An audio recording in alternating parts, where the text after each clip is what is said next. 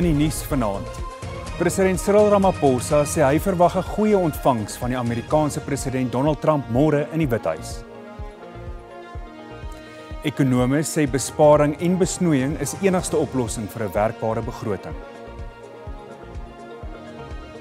En die eerste fase van die Suid-Afrikaanse been van die gesogte wêreld rally tydren kampioenskappe skop in Lichtenburg af.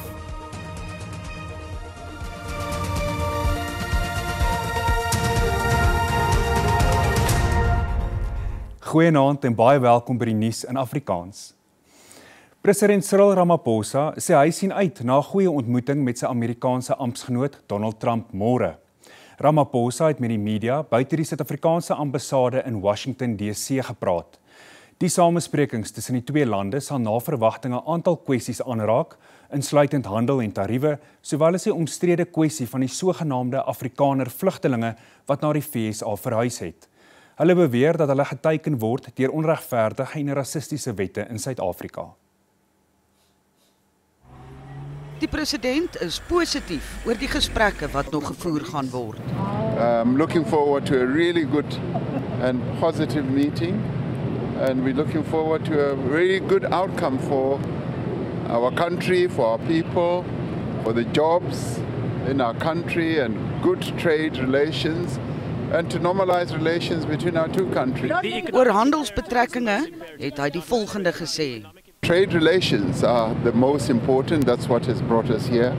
We want to come out of the United States with a really good trade deal, investment promotion. We invest in the United States and they invest in us, and we want to strengthen those relations, and we want to consolidate good relations between our two countries. Oor wêreldpolitiek het die president toegegee dat Israel en Oekraïne op die agenda sal wees. All these matters will be on the table for proper discussion, and we are very rational when it comes to discussing global and geopolitical matters, and we will put South Africa's interest first, and our own foreign policy positions will be well clarified. Die vergadering tussen die twee leiers sal môre plaasvind. Adjunkpresident Paul Mashatile het vergader met sakelei in die Franse hoofstad om handelsbande met Europa te versterk. Nagenoeg 400 Franse maatskappye belê reeds in onder meer finansiële dienste, hernubare energie, spoorvervoer en olie- en aardgasontginning. Beleggings van Franse maatskappye sedert die eerste presidensiële beleggingsberaad in 2018 beloop reeds meer as 70 miljard rand. Mashatile sê Suid-Afrika spits hom oor die volgende 3 jaar toe op infrastruktuurontwikkeling. The Minister of Finance then announced that over the medium term, that is the 3 years of our fiscal framework implementation, that he will spend 940 billion rands on infrastructure. It's close to 1 trillion rand. That is in the next 3 years. That funding is already committed to projects. Die direkteur van die Sentrum vir die Vigsprogram van Navorsing in Suid-Afrika, of CAPRISA, professor Kwarisha Abdul Karim, is verkies as 'n genoot van die Royal Society. CAPRISA is 'n Britse onafhanklike wetenskaplike akademie wat meer as 300 jaar oud is en hom toewy aan wêreldwye wetenskaplike uitnemendheid. Isaac Newton, Charles Darwin en Albert Einstein was ook genote van die Royal Society. Abdul Karim het 'n leidende rol gespeel in die voorkoming van HIV-infeksie onder vroue. Sy het bewys dat teen vigsmedikasie HIV-oordrag kan voorkom, wat nou algemeen bekend is as voorblootstelling profilakse of PrEP. En net hierna gee ekonome hul mening oor die begroting wat môre voorgelê gaan word. Bly by ons.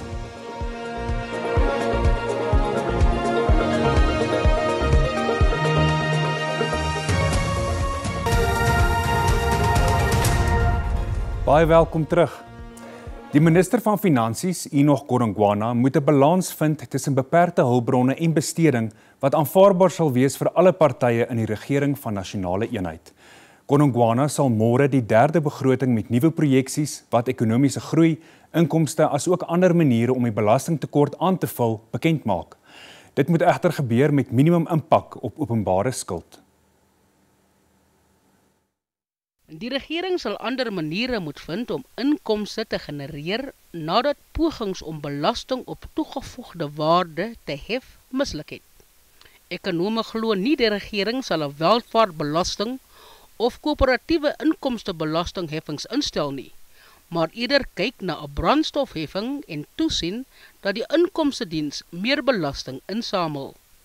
Om geld te leen is ook nie 'n opsie nie, omdat dit openbare besteding sal opstoot en ook omdat graderingsagentskappe nie lening terugbetalingskoste as positief beskou nie. The government only has three options. It can try to raise taxes from other sources, either through indirect taxes, company tax, or higher taxes on individuals. So that's the revenue side. It can cut expenditure, which would be my preference because there's a lot of wasteful expenditure in government finances. And then lastly, it can simply borrow extra money on the capital market and plug the gap through extra borrowing, which in itself is also problematic because South Africa's government debt as percentage of GDP is already over 76%, and at the same time, the interest burden on government debt amounts to more than R1 billion a day. Ander meen staatsbesteding moet besnoei word omdat landsburgers reeds oorbelas word en maatskappybelasting reeds hoog is. Die inkomstedienstelsel moet ook versterk word om meer geld in te vorder sonder om belasting te verhoog. What we've seen in countries all over the world is they're essentially modernizing their VAT collection systems, moving away from how they currently go about making businesses report on their VAT and pay their VAT as well. And South Africa, and what's good to be seeing is South Africa does seem to be going into these steps as well. In terms of what their actual plans exactly are, that's still to be determined. But really, if we can adopt those same systems where we are imposing e-invoicing, real-time VAT reporting, the government has a lot more insight into what's actually going on with regards to all transactions in South Africa. It makes it a lot more difficult for things like fraud, like inflating your VAT input, stuff like that, to actually take place. And as a result, what we've seen in countries overseas is there's been significant boosts in their VAT revenue as a result. Die kenners is dit eens dat die antwoord vir die land se inkomsteprobleme is hoër ekonomiese groei wat werkskepping sal bevorder. Die internasionale monetaire fonds verwag egter dat die plaaslike ekonomie met slegs 1% vanjaar sal groei. Met Suid-Afrika se beperkte bronne gaan politieke partye Godongwana se toespraak met arendsoë dophou. 'n Belangrike punt vir alle partye is dat die begroting nie uitgawes verminder op noodsaaklike dienste soos gesondheid en onderwys nie. We need to maintain and build out our public infrastructure. This will create jobs in the short term and create the environment for businesses to thrive in the long term. Perhaps most importantly, we're expecting the Minister to speak to a comprehensive spending review to be conducted by this government and the findings from that spending review to be implemented in the form of an omnibus bill that takes away areas of excessive spending and overlapping government departments that do the same work to a suboptimal standard. This budget is not a budget for all, it's a budget for the few. And that can be seen through its austerity measures, that can be seen our high debt servicing costs, it can be seen that we have over 385 billion rand in debt servicing fees. It is crucial that spending is cost effective, that there's value for money, and that all forms of corruption and waste are eradicated. Spending should relate to the correct priorities and not to luxuries. What we do expect to see, though, is that the Minister takes into account that there's blanket opposition to any form of increased taxation. We also need to see the government cutting its coat according to its cloth, which means that they must be prudent in their affairs. One of the issues that we take grave objection to is the largest cabinet in the world, and in this regard we are tabling two pieces of private members' legislation. To meet this increased shortfall, we expect moderate increases in sin taxes on alcohol and cigarettes, and sadly a possible increase in the fuel levy. We also expect SARS to up its game in collecting outstanding taxes, given that there's an estimated 150,000 taxpayers not paying tax despite substantial economic activities. We would want to make sure that we're not heading into yet another austerity budget, and so we will be looking to see whether the social relief of distress grant is maintained in this budget, whether the proposed increases to the existing social grants is maintained, whether the proposed spend to retain educator posts in the education system is retained, and whether the spend on health is retained so that we can employ doctors, and whether the investment in infrastructure and in the rail signalling system is maintained. Now is the time to really make a budget. That's not just a financial document, but it is a budget that tells us who and what the government and the people truly value. It must be a budget that says we shift power back from political elites to the ordinary South African. We have a 43% unemployment rate, a 72% youth unemployment rate. The economy has been struggling with about 1% economic growth rate for the last 15 years. Public services, municipalities, state-owned enterprises are all struggling to provide the public services and the goods that the economy and working class communities depends upon. Lidlande van die Wêreldgesondheidsorganisasie het 'n hersiene begroting van $4,2 miljard vir die volgende 2 jaar goedgekeur nadat die FSA sy befondsing onttrek het. Die voorgestelde begroting is met 21% afwaarts aangepas om die verlies te reflekteer. Lidlande is gevra om 20% meer nie verpligte bydraes te lewer. Vroeger het WGO-lede ten gunste van 'n potensieel grondverskuivende globale verdrag gestem om pandemiegereedheid te verskerp.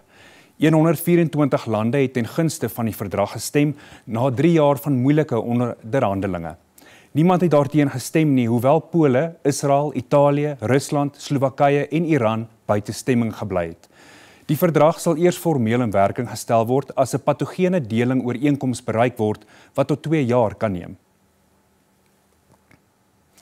'n Nuwe projek by die Universitas Akademiese Hospitaal in Bloemfontein stel dokters nou in staat om abnormaliteite in pasgebore babas vroeg op te spoor en doeltreffend te behandel. Die doel van die innoverende navorsingskamer is om mediese sorg vir moeders en babas, insluitend vroeggebore babas, te verbeter. Dit bevat onder meer 'n P-pod-stelsel wat die presiese liggaamssamestelling van vroeggebore en ouer babas regstreeks kan meet. Die P-pod by die Universitas Akademiese Hospitaal is een van net 3 in die land. This machine, it will help us precisely to see how the babies, especially these premature babies, are growing. And so that we can intervene if we see that this baby's weight is not gaining weight properly, or is this baby now just accumulating water, or is just accumulating fat, and then so that we can adjust the therapy that the baby needs and the feeding. Die doel van die multidissiplinêre projek is om die lewens van kwesbare babas te verbeter. Die P-pod is langs die hoë sorgeenheid geleë om vinnige en doeltreffende evaluerings en mediese sorg te verseker. Dan maak ons die silinder toe. Die babatjie is so 2 minute binne in die P-pod. Die baba is heeltyd sigbaar. Ons kan kyk na die baba, die mamma kan bystaan en kan kyk hoe die toets gedoen word. Na 2 minute maak ons oop en haal dan weer die babatjie uit. Dan gebruik ons daai inligting om vetmassa en spiermassa, vetvrye massa te bepaal. En dit help ons dan om die gesondheid van die baba te bepaal. Nagraadse studente gebruik die eenheid vir hulle navorsing. So my studie gaan oor om te kyk hoe die ma se eetgewoontes en haar inname van sekere nutriënte haar babatjie se gewig en haar liggaamssamestelling beïnvloed by geboorte. So ek gaan kyk die kosse wat die ma eet, die supplemente wat die ma vat, hoe dat die baba se vetselle en spierselle, hoeveel dit in die baba se lyf is, kan beïnvloed. So of die ma nie dalk 'n optimale dieet het nie, of dit dalk 'n negatiewe impak het op die baba se lyfie, en of die ma goeie dieetinname het, hoe dit die baba impak. Ek wil graag sien hoe hierdie sosiale faktore soos stres, depressie, min kos in die huis, hoe dit 'n baba se liggaam beïnvloed. Die inisiatief is ook daarop gemik om kroniese wanvoeding in kinders betyds op te spoor en dienslewering aan kwesbare babas te verbeter.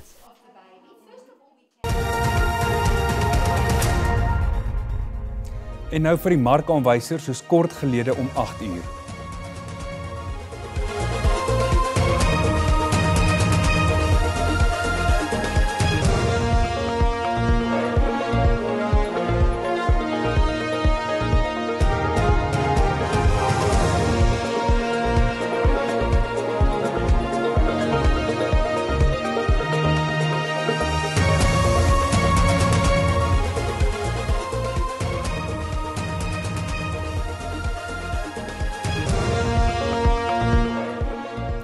Eiland Vlei in die wildernisgedeelte van die Tuinroete Nasionale Park in die Wes-Kaap is die afgelope 3 maande gesluit weens 'n opbou van giftige algebloei.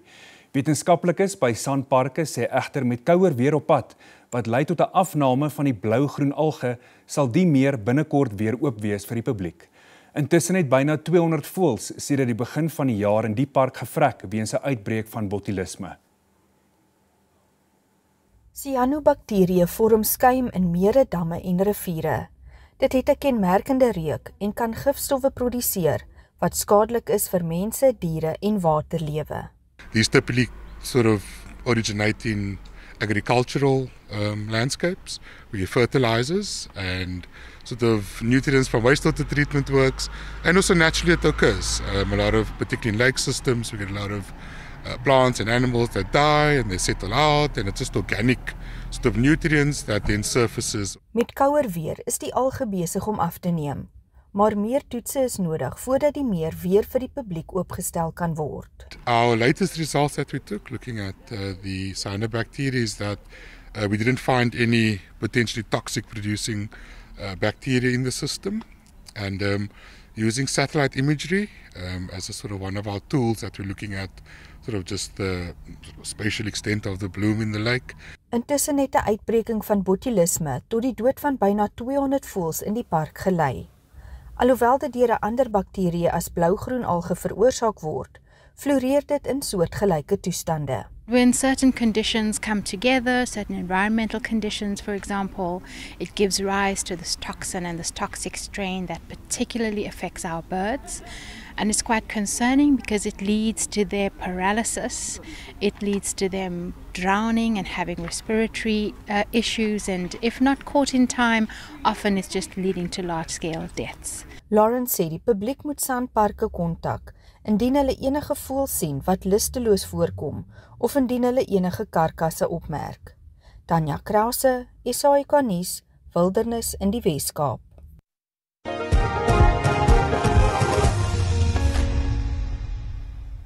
Die eerste fase van die Suid-Afrikaanse Safari tydren het in Lichtenburg in die Noordwes afgeskop.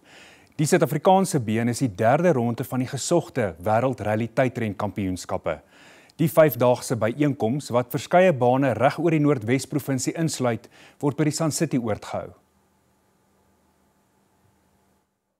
Dit is Suid-Afrika se eerste wêreld safari kampioenskap en die tydren het meer as 100 deelnemers oor verskeie klasse gelok. It's going to be a race to remember. We are very excited. We've been busy on this. We announced it last year, October, and since then it's been flat out. The route has been one of the major challenges. We're racing through 1,300 kilometers of bush, almost from here to Cape Town, and you got to plot the route, make sure it's ready for it. The bikers, make sure we used to arranging for cars, but we have to make sure the bikers are safe. Safety has been a major issue.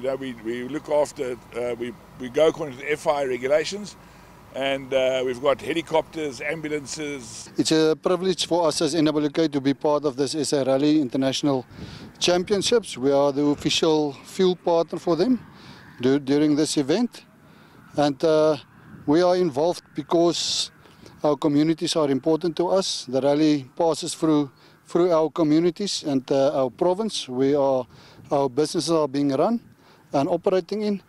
So we want to uplift our communities as well.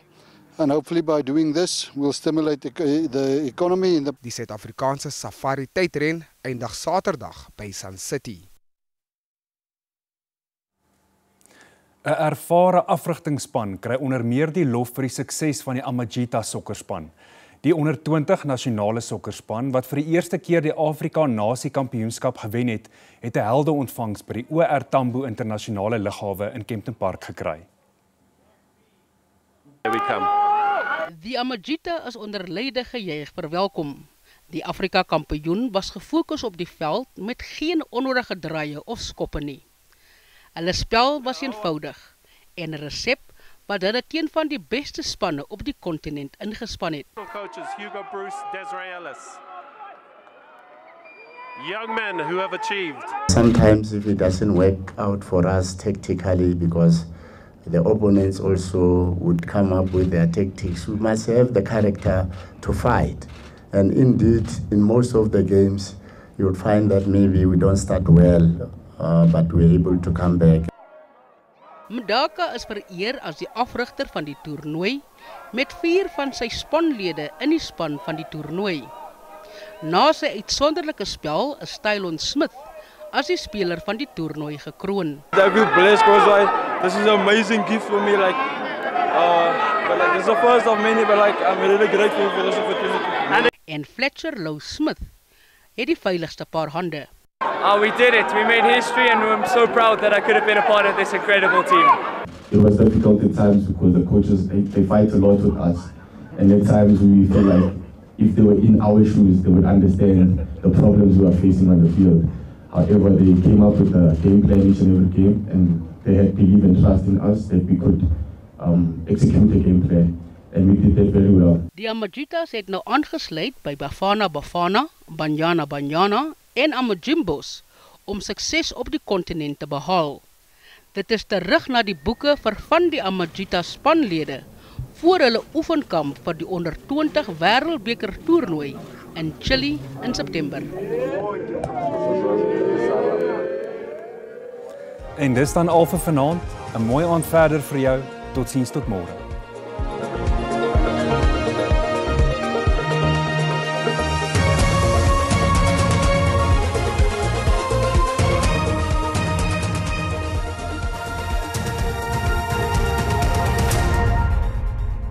Goeienaand en hartlik welkom by die Weersentrum.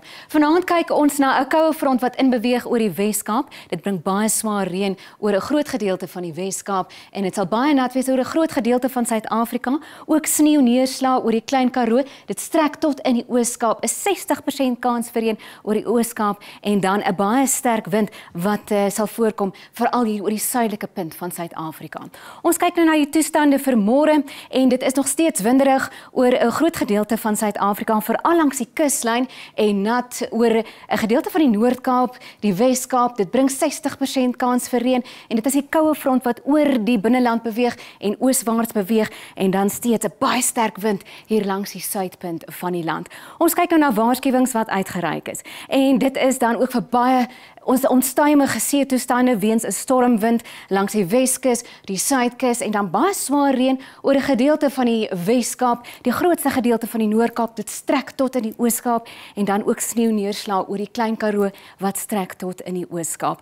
Ons kyk nou na waarskuwings wat uitgereik is vir môre en dit is onstuimige see al langs die kuslyn van Suid-Afrika, die volledige kuslyn en dan ook winderig oor die Ooskaap en sneeu neerslag wat kan val in die Lesotho gebied en die Vrystaat sowel as die Ooskaap. Ons kyk nou kortliks na die temperature wat uitgereik is en dit is vir vannag en môre en in Pretoria oornag koud en dit is 11 daar, die maksimum van 17 in Pretoria, Johannesburg 13, maar oornag koud 6 grade Celsius. Nou in die noorde van die land waar dit warmer sal wees in Musina 30 grade en dan in Phalaborwa 29, Bella oornag 14, later 17 sal die maksimum daar wees. En die volgende provinsie in ons weervoorspelling is dan in Mpumalanga. En daar kyk ons ook na temperature oornag aan Standerton 14, later 22, Ermelo 11, later 13 en dan hier in die ooste van die provinsie 28 Skukuza wat die maksimum dan daar sal wees.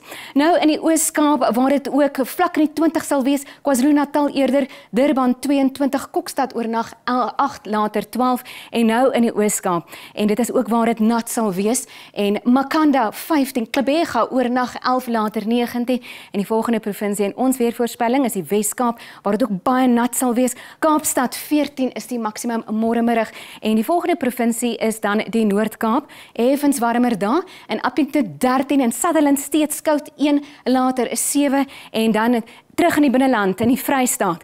En daar kyk ons na temperature oornag, koud gaan dit wees en dan ook in gedeeltes waar die maksimum slegs 10 grade Celsius sal wees en daar kyk ons na Webner, Vicksburg en Bethlehem 10 en dan die laaste provinsie in ons weervoorspelling is Noordwes, koud oornag en dan vlak in die 10e wat die meeste van die provinsies en die dorpe sal wees in Noordwes provinsie. Kom ons kyk daar na Noordwes en dit is dan hierdie kaart wat ons nou wys, Swaziland 12, Taung 3 oornag en 12 môremiddag en is al van die weersentrum. Goeienag.